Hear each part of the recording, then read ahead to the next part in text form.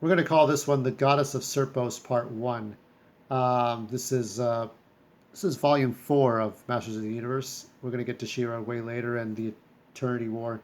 Let's go into it. This particular chapter is called What Lies Within. Uh, so this is dealing with the Goddess of Serpos. You remember Serpos is a giant snake creature. This is a little spoilery. We'll get into this. We'll get into all of this, okay? But we're going to get into what Serpos was. Remember, Serpos was this three-headed snake that is sort of the foundation of Snake Mountain. But King Hiss forced the Faceless One to unlock Serpos's power so that he can terrorize Eternia. But the Faceless One was not stupid. Okay, we're going to get into this speech right now. This is important, okay? This is the speech I remembered a little bit. My fellows, my brothers, my warriors. This is King Randor, okay? King Randor's got a... So spake King Randor. The enemy holds our world. Grayskull is taken from us. All is taken from us. Taken but not lost. On this bleak morning, we will strike back. We will take them at Sarn's scepter, and we will strike a blow that will echo across Eternia. Redouble your courage, draw your blades, and ride with me. Let your sons and the sons of your sons say of you, he was there that day with Randor. He rode at Sarn's scepter through his metal. Randor lived, and Randor won. Now this is more the same of Horde troopers attacking parts of Eternia. Sarn's scepter was a place that they were going to conquer. And the king is not... The art is kind of shitty, isn't it? But the king is not amused. Cavalry files to the left flank. Break their line, break their line. This is Eternia. This is, parts of Eternia that the king is going to attack these guys. And this is a really, drawn-out fight. My lord Grizzlor, abundant, who is also styled Gural Arka. Enough, this is not a court. It is a battlefield. Speak plainly. Tell me the situation. They tell me the enemy disposition and who leads them. This is the first time we see Grizzlor. I have a Grizzlor action figure. Or not even action, but it's a statue the Four Horsemen made. And it has real fur on it. It's really cool. It's somewhere. I think it's on the top shelf somewhere. I think I've shown it before. But it's really neat. So we see Grizzlor. We see others. So this is where they're trying to attack. So Grizzlor is leading an army against King Randor. Let's see. They're killing us. They're hitting us hard, my king, because they aim to deny us and then to box us, which is why I've kept the 5th Division in reserve. Deploy the 5th. And then look at all these men and all these Stridors. These are Stridors. So they're attacking all the hordes. More enemy armor approaches my king. Then more enemy armor will buckle and burn. And so there's a lot going on.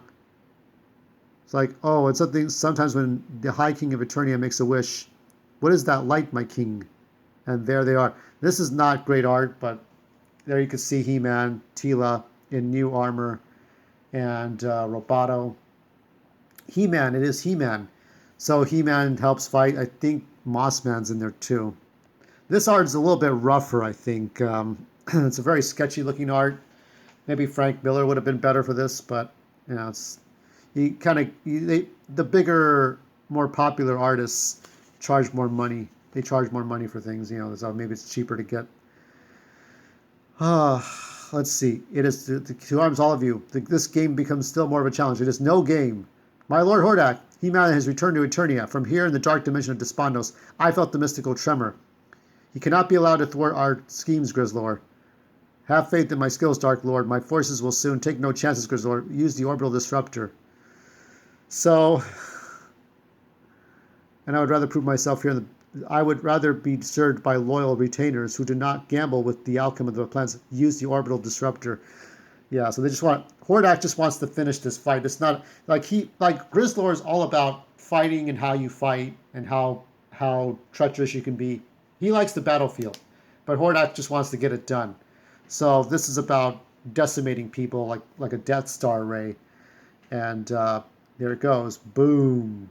And a lot of soldiers died. Now this is where, I guess if this was the 2002 cartoon, Zodak would return. Oh, Zodak, what are you doing here? Are you traveling the cosmos? But of course, this is the first time that these two meet. Why is that? How come they've never met before? The horde has great strength, Adam. You were lucky to survive today. Who are you? You might have a concussion there, He-Man. I think you two have met before. Didn't you call him out on his bullshit with King Hiss? Anyway, I am no hallucination. I bore the name Zodak. Once I bore it. Now I'm a mere observer of destiny. Now remember, the black Zodak, I don't know if this is white Zodak. I guess race does not matter here, right? It's Zodak. But the black Zodak, I remembered, played great by Christopher Judge in the cartoons. His brother died, and so King Hiss ate him.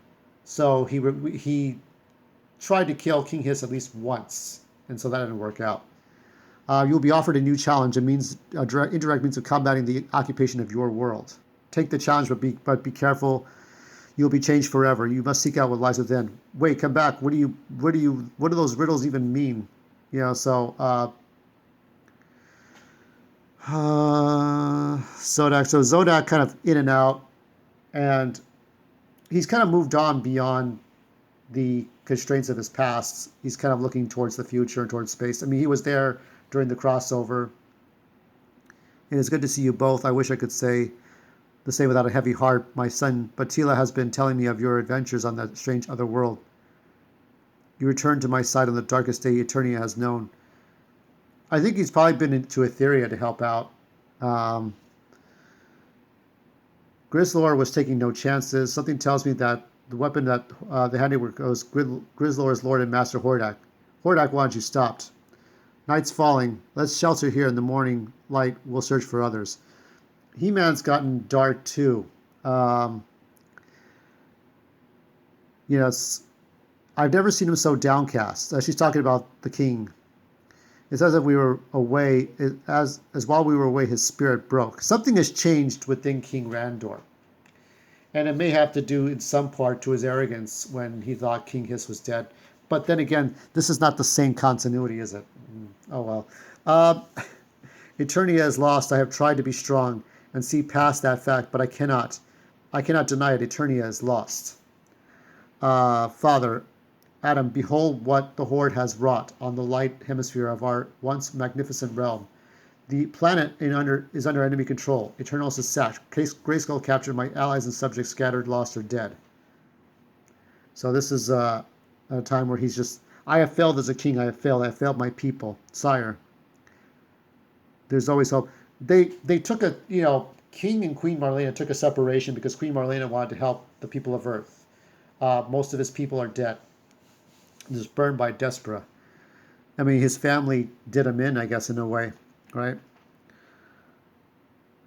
It's like there's always hope, but hope wears a guise that a strange guise that may be more dangerous than it appears, or vice versa. You have a plan, don't you? I knew you have a plan.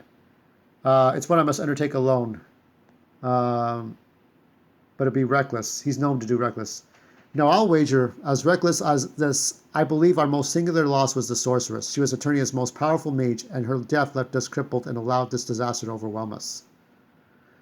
So at this point, I think our one remaining hope is to do something unthinkable and forbidden. We must repair Eternia's wound. We must defy even the mystical laws of creation. We must bring the sorceress back. That is the plan. That is it for now. There's going to be more involving King Hiss, but we're calling this the goddess of Serpos. If you watched my short before, I won't tell you which one. I'll let you discover that for yourself.